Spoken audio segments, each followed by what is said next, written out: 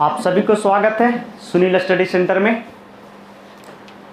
आज की क्लास हम लेकर के आए हैं, जो पिछले दिन की क्लास चल रही थी ब्रह्मांड का अगला भाग लेकर के आए हैं।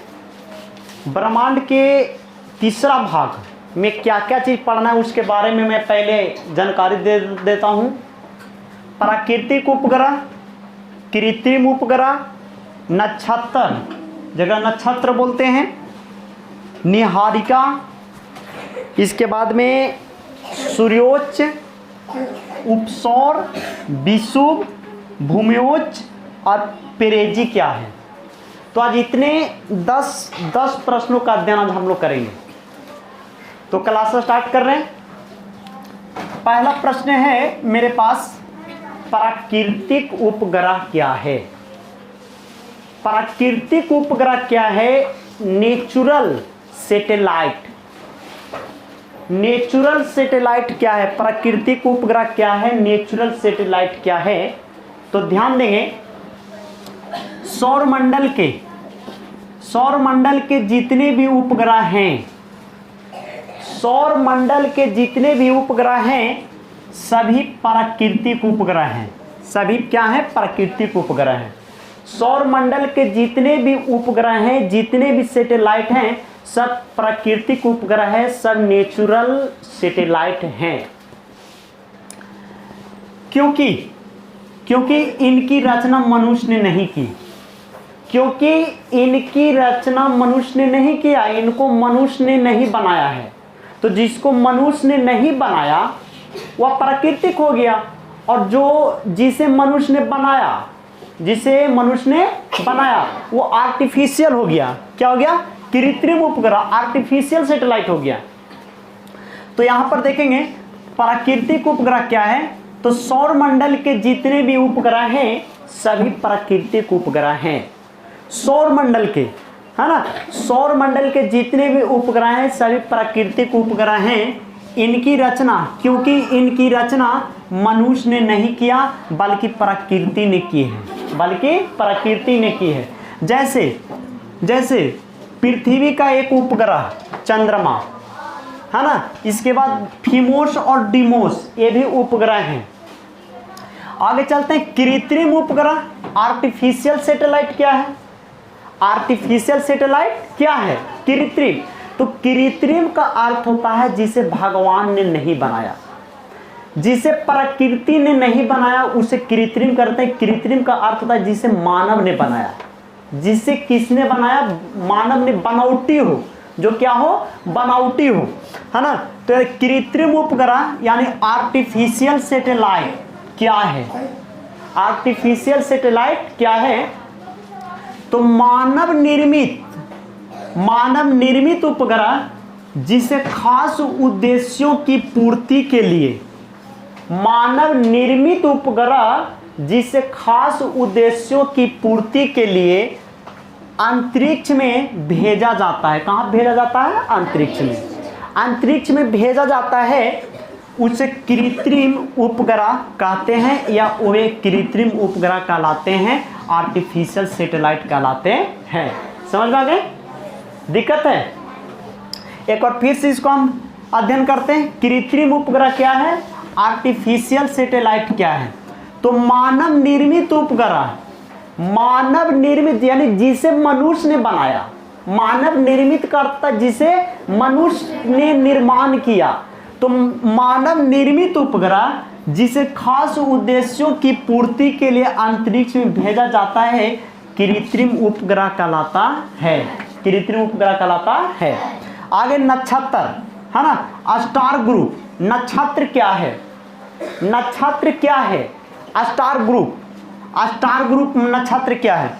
तो पृथ्वी के चारों ओर लगभग 27 तारा समूह हैं। याद रखेंगे, पृथ्वी के चारों ओर लगभग 27 तारा समूह हैं। कितने समूह हैं?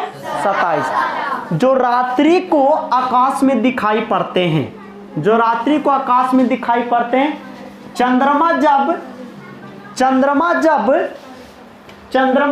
जब पृथ्वी की ओर चक्कर लगाता है चंद्रमा जब पृथ्वी के चक्कर लगाता है, पृथ्वी की ओर चक्कर लगाता है, तो वह किसी न किसी तारा समूह के सामने से गुजरता है। ये 27 जो तारा समूह है, इनमें से किसी न किसी एक तारों के समूह से सामने से गुजरता है, जिसे उसी दिन वह नक्षत्र नहीं दिखाई पड़ता है, जिसे उसी दिन वह नक्षत्र यानी तारों का समूह नहीं दिखाई पड़ता है। अर्थात यही तारा समूह जो नहीं दिखाई पड़ता है, अर्थात यही तारा समूह नक्षत्र कहलाता है। क्या कहलाता है? नक्षत्र कहलाता है, तारा का समूह। तो फिर से इसको ध्यान देंगे। पृथ्वी के चारों ओर लगभग 27 तारा समूह हैं। कितने? 27, जो रात्रि को आकाश में दिखाई पड़ते हैं, जो रात्रि को आकाश में दिखाई पड़ते हैं। चंद्रमा जब पृथ्वी के ओर चारों ओर चक्कर लगाता है, चंद्रमा जब पृथ्वी की चारों ओर चक्कर लगाता है, तो वह किसी न किसी तारा समूह के सामने से गुजरता है। किसी न किसी तारा समूह के सामने से क्या करता है? क्रॉस करता है। क्या करता है? कौन किसी? इस 27 जो तारा समूह है ना, इस 27 तारा समूहों के किसी न किसी एक तारा के समूह के सामने से क्या करता है? गुजरता है, जिससे उस दिन वह नक्षत्र यानी उस दिन उस तारों का समूह नहीं दिखाई पड़ता है, नहीं दिखाई पड़ता है। अर्थात यही तारा समूह नक्षत्र कहलाता है। अर्थात यही तारा समूह क्या कहलाता है? नक्षत्र कहलाता है। निहारिका क्या है? नेबुला है ना। निहारिका क्या है? तो देखेंगे, निहारिका हल्की गैसों के बादल से बना हुआ, निहारिका हल्की गैसों के बादल से बना हुआ आकाश में चमकने वाला एक धब्बा है। आकाश में चमकने वाला क्या है? एक धब्बा है, जो तारों के प्रकाश में दिखाई पड़ता है, जो तारों के प्रकाश में दिखाई पड़ता है, उसे निहारिका कहलाता है। उसे निहारिका कहते हैं। उसे क्या कहते हैं? निहारिका। तो फिर से इसको एक बार अध्ययन करते हैं। निहारिका क्या है? तो निहारिका हल्की गैसों के बादल से बना हुआ आकाश में चमकने वाला एक धब्बा है। आकाश में चमकने वाला एक धब्बा है, जो तारों के प्रकाश में दिखाई पड़ता है। जो तारों के प्रकाश में दिखाई पड़ता है, उसे निहारिका कहते हैं। उसे क्या करते हैं? निहारिका। इसके बाद सबसे बड़ा क्षुद्र ग्रह कौन सा है? ऑब्जेक्टिव प्रश्न यहाँ पर है। वस्तुनिष्ठ प्रश्न है कि सबसे बड़ा क्षुद्र ग्रह कौन है? तो सेरस सबसे बड़ा, सेरस सबसे बड़ा क्षुद्र ग्रह है। सेरस क्या है? सबसे बड़ा क्षुद्र ग्रह है। इसके बाद प्रश्न आता है सूर्योच्च। इसके बाद प्रश्न आता है सूर्योच्च क्या है? सूर्योच्च है ना, यानी एफेलियन क्या है? सूर्योच्च क्या है? तो पृथ्वी के परिक्रमा के दौरान जब पृथ्वी अपनी कक्षा में सूर्य से अधिकतम दूरी पर होती है, सूर्य से अधिकतम दूरी पर होती है, तो सूर्योच्च कहते हैं। क्या कहते हैं? सूर्योच्च कहते हैं। 24 जुलाई को पृथ्वी सूर्योच्च की स्थिति बनाती है। कितना? 24 जुलाई को, यानी 24 जुलाई को पृथ्वी सूर्य से अधिक दूरी पर चली जाती है। अधिक दूरी पर कह रहा है कि पृथ्वी के परिक्रमा के दौरान जब पृथ्वी अपनी कक्षा में सूर्य से अधिकतम दूरी पर होती है, सूर्य से अधिकतम दूरी पर होती है, तो सूर्योच्च कहते हैं। उसे सूर्योच्च कहते हैं। 24 जुलाई को पृथ्वी सूर्योच्च की स्थिति बनाती है, यानी 24 जुलाई को पृथ्वी सूर्य से अधिकतम दूरी पर हो जाती है। क्या जुलाई को? 24 जुलाई को। आ गए उपसौर, है ना। उपसौर क्या है? उपसौर क्या है? तो पृथ्वी की परिक्रमा के दौरान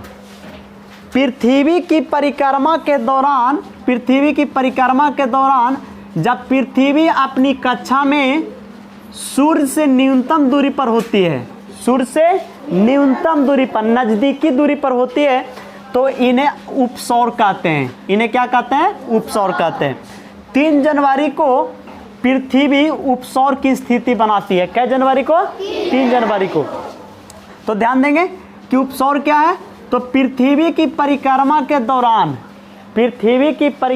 दौरान जब पृथ्वी अपनी कक्षा में सूर्य से न्यूनतम दूरी पर होती है, सूर्य से न्यूनतम यानी सूर्य के नज़दीक आ जाती है, पृथ्वी अपनी कक्षा में सूर्य के नज़दीक आ जाती है, तो इन्हें उपसौर कहते हैं। इन्हें क्या कहते हैं? उपसौर कहते हैं। 3 जनवरी को पृथ्वी उपसौर की स्थिति बनाती है। कितनी जनवरी को? 3 जनवरी को। ठीक है, आगे विषुव क्या है? विषुव इक्वाइनॉक्स। विषुव क्या है? तो वर्ष का वह समय जब सूर्य भूमध्य रेखा पर मध्याह्न में ऊर्ध्वाधर होता है।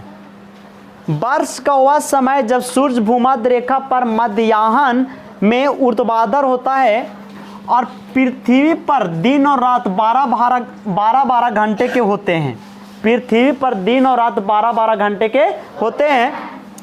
21 मार्च तथा 22 सितंबर को यह स्थिति आती है। 21 मार्च तथा 22 सितंबर को यह स्थिति आती है और इन्हें क्रमशः बसंत विषुव तथा शरद विषुव, बसंत विषुव तथा शरद विषुव कहते हैं। यह स्थिति किस तारीख को आती है? तो 21 मार्च को आती है और 22 सितंबर को, 21 मार्च और 22 सितंबर को। अगला है भूमियोच्च क्या है? भूमियोच्च क्या है? तो चंद्रमा की अपनी कक्षा में उस समय की स्थिति जब वह पृथ्वी से अधिकतम दूरी पर होती है, भूमोच्च कहलाती है। उस स्थिति को क्या कहते हैं? भूमोच्च कहते हैं। अगला पेरेजी क्या है? पेरेजी क्या है? तो पेरेजी का डिफिनेशन होगा कि चंद्रमा की अपनी कक्षा में उस समय की स्थिति जब वह पृथ्वी से न्यूनतम दूरी पर हो, उस स्थिति को पेरेजी कहते हैं। उस स्थिति को क्या कहते हैं? पेरेजी, अर्थात वह पेरेजी कहलाती है। तो समझ में आ गया यहाँ तक? फिर से एक बार इसको अध्ययन कर देते हैं, ध्यान देंगे। प्राकृतिक उपग्रह नेचुरल सैटेलाइट क्या है? प्राकृतिक उपग्रह नेचुरल सैटेलाइट क्या है? तो वह उपग्रह सौरमंडल के जितने भी वैसे उपग्रह हैं, यानी सौरमंडल के जितने भी उपग्रह हैं वे सभी क्या है? प्राकृतिक उपग्रह हैं। सभी क्या है? प्राकृतिक, क्योंकि इनकी रचना मनुष्य ने नहीं की है, बल्कि प्रकृति ने की है। किसने किया है? प्रकृति ने किया। इसीलिए इसे प्राकृतिक उपग्रह नेचुरल सैटेलाइट कहा जाता है। इसीलिए इसे प्राकृतिक यानी नेचुरल सैटेलाइट कहा जाता है। आगे चलेंगे। जैसे चंद्रमा, फिमोस, डिमोस। कृत्रिम उपग्रह क्या? आर्टिफिशियल सैटेलाइट क्या है? कृत्रिम। तो मानव निर्मित उपग्रह जिसे खास उद्देश्यों की पूर्ति के लिए अंतरिक्ष में भेजा जाता है, कृत्रिम उपग्रह कहलाता है। वह कृत्रिम उपग्रह कहलाता है। ठीक है, आगे नक्षत्र स्टार ग्रुप क्या है? तो पृथ्वी के चारों ओर लगभग 27 तारा समूह हैं। पृथ्वी के चारों ओर लगभग 27 तारा समूह हैं जो रात्रि को आकाश में दिखाई पड़ते हैं, चंद्रमा जब पृथ्वी के चारों ओर चक्कर लगाता है, तो वह किसी न किसी तारा समूह के सामने से गुजरता है, जिससे उस दिन वह तारों का समूह यानी वह नक्षत्र नहीं दिखाई पड़ता है। अर्थात यही तारा जो नक्षत्र नहीं दिखाई देता है, तारों का समूह नहीं दिखाई देता है, यही समूह को नक्षत्र कहा जाता है।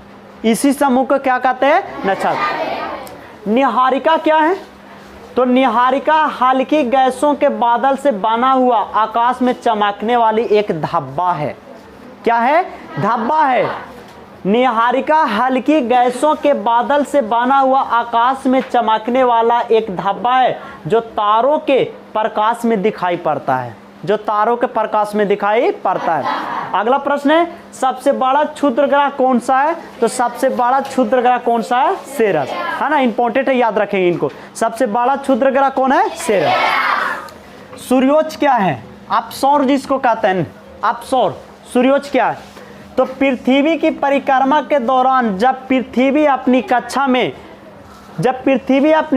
में सूर्य से अधिकतम दूरी पर होती है, पृथ्वी के परिक्रमा के दौरान जब पृथ्वी अपनी कक्षा में सूर्य से अधिकतम दूरी पर होती है तो उसे सूर्योच्च कहते हैं। उसे क्या कहते हैं? सूर्योच्च। यह स्थिति यानी अपसौर सूर्योच्च 24 जुलाई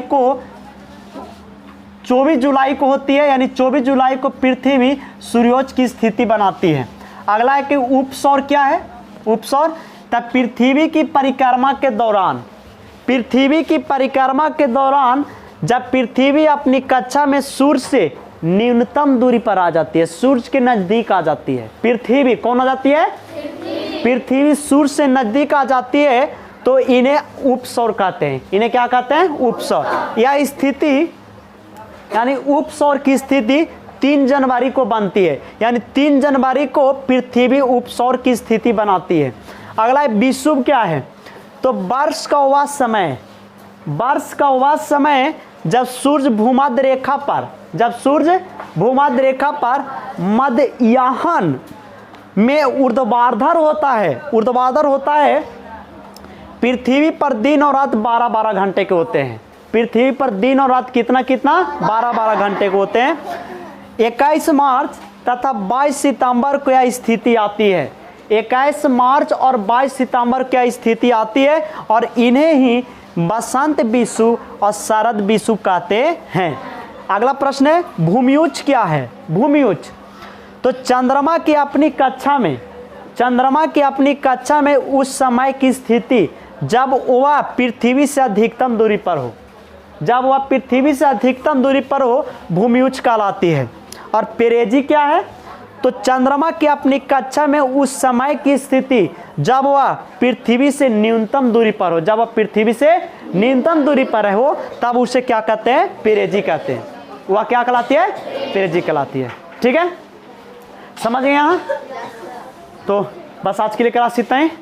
नेक्स्ट क्लास अगले दिन।